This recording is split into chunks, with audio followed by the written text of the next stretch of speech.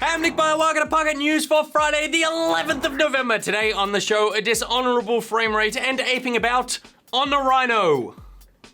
I know what you're thinking, you're like, that's a horse. But then you didn't wait until the end where it's like, he's on something else. Would you put a saddle on a rhino? Just hold on to that tusk. All right, here's what's been making headlines. And first up, do you want to play Dishonored 2? Smart person. But maybe hold off buying it on PC at launch. As I'm sure you would have seen in my first play yesterday, the PC build is currently suffering from a few performance issues with particular hardware.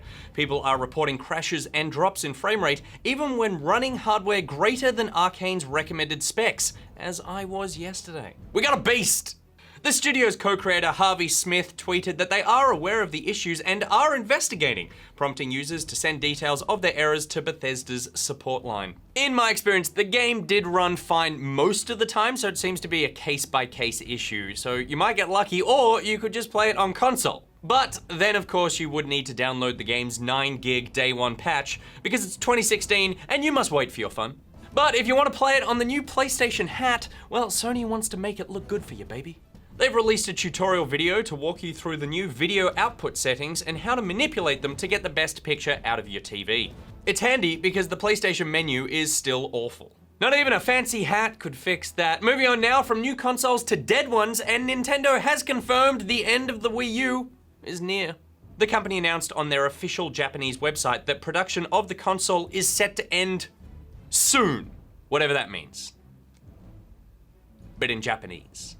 Nintendo of America also chimed in, releasing the following statement to Kotaku, quote, "We can confirm that as of today, all Wii U hardware that will be made available in the North American market for this fiscal year has already been shipped to our retail partners. We encourage anyone who wants a Wii U to communicate with their preferred retail outlet to monitor availability." Basically, if you don't have a Wii U and for some reason you want one, then time is running out. But time is not running out for Xbox's backwards compatibility program, which is 1 year old.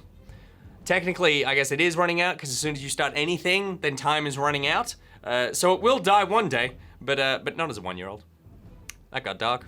Celebrating a year in action, Microsoft's Larry Major Nelson Herb published a blog post to reveal some stats. Since the service launched, people have spent over 210 million hours playing Xbox 360 games on their Xbox One. Also, there are now almost 300 games available on the service, and this week alone saw the arrival of Mass Effects 2 and 3 and the much-loved Skate 3. There's another 210 million hours of game in those games alone. It's no surprise that Microsoft's engineering lead, Mike Ibarra, has confirmed that Project Scorpio will support the service when it drops next year. And finally, we've got some MOBA updates for all you MOBA nerds out there. Oh wait, that's me. Epic Games revealed the date of their Monolith expansion for Paragon. On the 6th of December, the game will receive a bunch of balancing tweaks and updates based on the last few months of testing. On top of that, the game's legacy map will be replaced by the new Monolith Arena as the primary PvP experience for Paragon. A warning though to you, Epic, if there aren't a bunch of apes whacking those monoliths with the bones of their fallen foes, Stanley Kubrick style, then the director is going to come back from the grave and haunt you. He's been known to do that. That's how he lost Prince. Had a heart attack when he saw old Kubrick there in his toilet while Prince was recording a song, which he could do. He just pressed a button and all the microphones in his house went live, and he could just record anywhere, which is a fun Prince fact mixed with a total degrading rumor about his death. And Blizzard just can't keep their mouths shut about Heroes of the Storm. You had a whole bloody conference to talk about it, guys. Let someone else get a word in. But don't.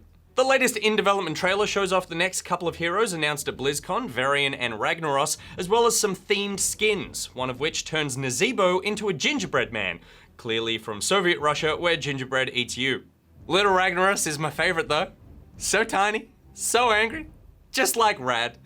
Though if she was here right now, she'd say, "More like Radnaros," and then I'd sigh. All right, now it's time for Thing of the Day. Thing of the Day! 90s kids will remember Mario Kart's inferior cousin Diddy Kong Racing, but most won't realize that a sequel for the arcade racer was in the works. The game was in development for GameCube in 2004, but was cancelled because, well, just look at it.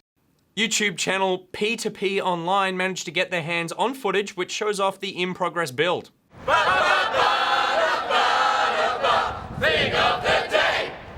Alright, that is it for Pocket News today. My Pocketeers, make sure you go over to Little Ragnaross's Well Played channel to check out the latest episode of Well Played, where it takes a look at all the news from BlizzCon and PAX. And this afternoon on the Pocket YouTube channel, I sit down with the aforementioned Larry Major Nelson Herb to chat Microsoft, AR versus VR, and then he issues me a heartfelt apology I sorely needed. What are you guys playing on the weekend? Let me know in the comments. And while you're on the internet, letting people know things, give all your opinions to the Pocketeers Facebook group and Steam group. There are links to everything I just said in the description below. Today's Thing of the Day graphic was made by the Pocketeers at the Melbourne meetup. It was so lovely meeting so many of you. I love you all deeply. You're now all my favorites. Until we next assemble, my Pocketeers, Nick, bye out. Mwah! Also, if you're the person who made me this shirt and didn't say hi, like who just left it because you're super shy, that's really adorable, but please let me know who you are.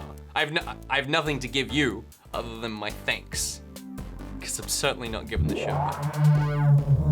Today I'm playing Dishonored 2 by Arcane Studios. I loved the first Dishonored game and came away very impressed from what I played of Dishonored 2 a few weeks ago. I played through a vertical slice of the Clockwork Mansion, really enjoyed that, so hopefully the rest of the game holds up as much as that part did. So let's sneak in, find out.